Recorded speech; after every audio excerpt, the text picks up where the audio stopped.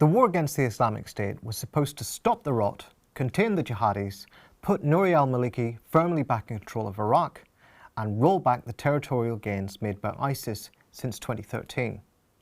Today, ISIS controls territory in Syria, Iraq, Afghanistan, the Egyptian Sinai, and particularly Libya. It has branches in Saudi Arabia, Yemen, Nigeria, members in Morocco, Lebanon, Jordan, and Turkey. What is more, as CNN reports, ISIS boasts of 60 attacks in 20 countries, with operations throughout the Middle East, North Africa, the Caucasus, and of course in France. CNN also lists operations across the rest of continental Europe and North America. It appears to be going global. Now it is reported a new front is opening in Libya, where ISIS claims strategically important oil-rich territory in the east, as well as some terrain around the capital of Tripoli, and the US is threatening to bomb. This began with intelligence reports which suggested, as Newsweek reported, that ISIS leaders are seeking refuge in Libya thanks to its control of territory around the coastal city of Sirte. Later, the same publication reported that the US had doubled their estimate of the number of ISIS fighters based in Libya to some 6,500.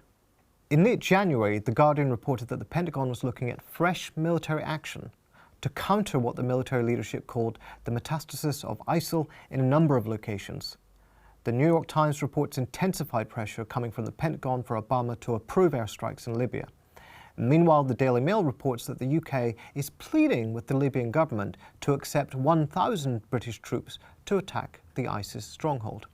It doesn't appear as if the US-led war against ISIS, which began in June 2014, is working. Despite top US generals boasting, as reported in the Washington Post, of the end of the beginning and devastating losses inflicted on ISIS, there is a growing chorus of discontent coming from the top of the military establishment.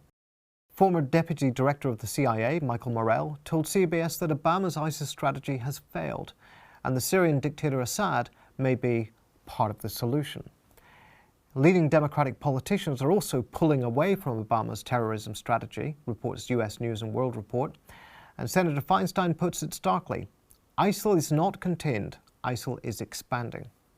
So increasingly the rhetoric is turning to not just airstrikes in Libya, but boots on the ground in Syria.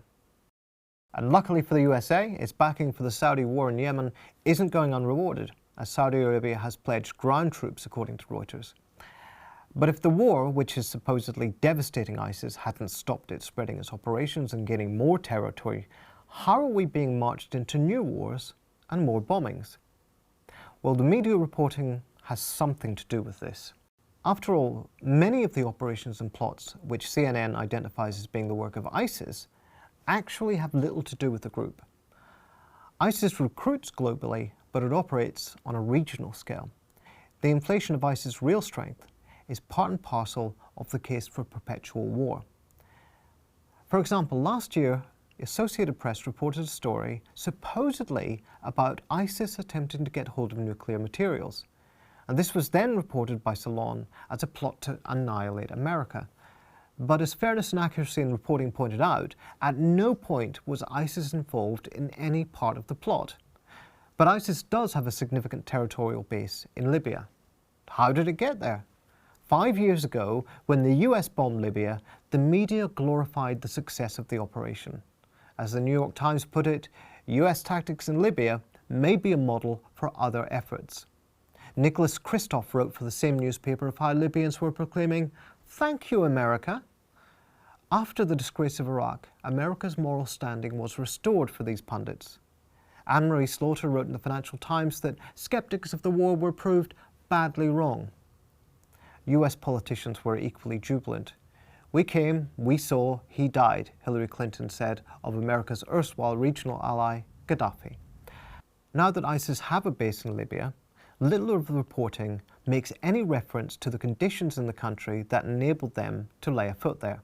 For example, the Telegraph's report on how ISIL spread to Libya spares no effort in talking up the possible threat to Europe from the jihadis, but makes only the most cursory reference to the civil war and none at all to the role of the US bombing in expediting it.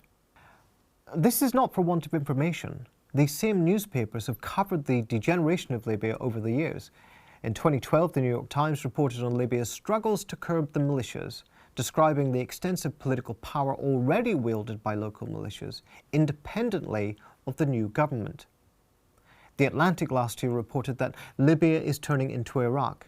The country now exists in name only, it reported, and is effectively divided into western and eastern halves, each governed by a militia comprised of a loose coalition of forces.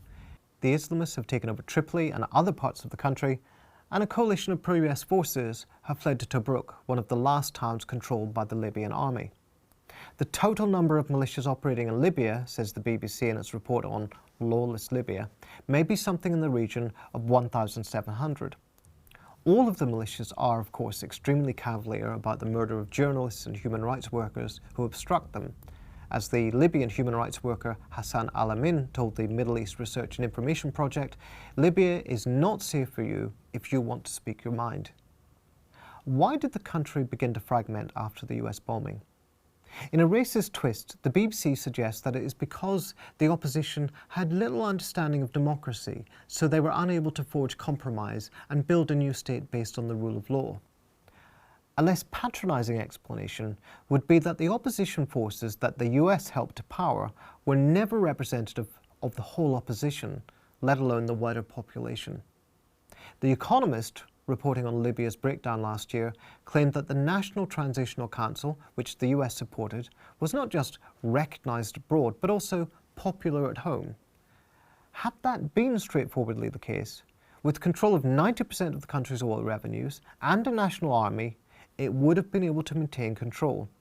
But the internationally recognised government is only able to control part of Libyan territory, largely because it only represents those factions that are most amenable to the interests of the US and its European allies. The main division now is loosely between a broad constellation of Islamist forces and pro-US forces with Egyptian backing.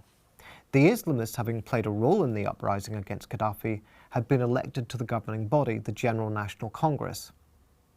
When the Congress was overthrown in a February 2014 coup led by former CIA asset General Khalifa Haftar and his militia, as Al Jazeera reported, and backed by Egyptian dictator General Sisi, a new caretaker government was formed. But the elections which were supposed to legitimize it had only an 18% turnout. And these are the conditions in which ISIS, in coalition with a local militia known as Ansar al-Sharia, was able to assert territorial control in Sirte, formerly Gaddafi's hometown. In 2014, during General Haftar's campaign, ISIS fighters gained support by attacking Haftar's men. One of its grueling videos, the International Business Times reports, was of one of his soldiers being beheaded. This is why, as Al Jazeera reports, General Sisi has been one of the major figures calling for a bombing campaign against ISIS in Libya. Haftar is his ally, and his primary target is not ISIS, but the Islamist forces allied to the Muslim Brothers, the movement which he ousted from office in his 2013 coup. Indeed, as the Middle East Monitor puts it, Haftar himself hopes to be Libya's equivalent of Sisi. As John Lee Anderson reports in the New Yorker article ISIS Rises in Libya, the UN's role in this situation in recent months has been the attempt to secure a peace between the contending factions, who would then easily encircle ISIS. This would be a logical solution. The US, if it wished to bring this about, would have considerable leverage over General Sisi, a well-subsidized US client. A war against ISIS in Libya would therefore not just be about ISIS. It would be an intervention in a civil war to secure the victory of an unrepresentative minority and a realpolitik tilt aligned with the region's pro-US dictatorships. In fairness, not all of the establishment media are gung-ho about the prospect of a new war. The New York Times editorial calls the opening of a new front deeply troubling and calls for a serious debate before any bombs start following. And it also obliquely refers to the political chaos in Libya, which continues to reel from the aftermath of the 2011 civil war, and which created an opening for the Islamic State in Libya in 2014. Curiously, however, the editorial omits to mention the US role in that civil war, never mind seriously broach the complex alignments of forces in Libya since then. Part of the problem is that the media operates within the same culture of empire that it habitually reproduces. The basic assumption of US journalists is that the US has a right and a duty to bomb the world as it sees fit, and that any reticence in doing so, or any time spent on consulting elected institutions about it, is either a blunder or a failure of manliness. In the months before Obama began to bomb Iraq and Syria, much of the US media was anxious about whether he would actually do it. The New York Times columnist David Brooks complained on NBC that Obama had a manhood problem in the Middle East, where he was not perceived as tough enough to stand up to somebody like Assad. When he finally did go to war, the New York Times considered his decision to get congressional approval for it, as seems to be required by US law, one of the most glaring foreign policy missteps of his presidency. On ABC News, journalist Cokie Roberts complained, "We're not acting like a superpower. That's the problem." No wonder there isn't a space for serious analysis of ISIS' origins and growth in such a media climate, when the only question that matters is whether we can bomb it.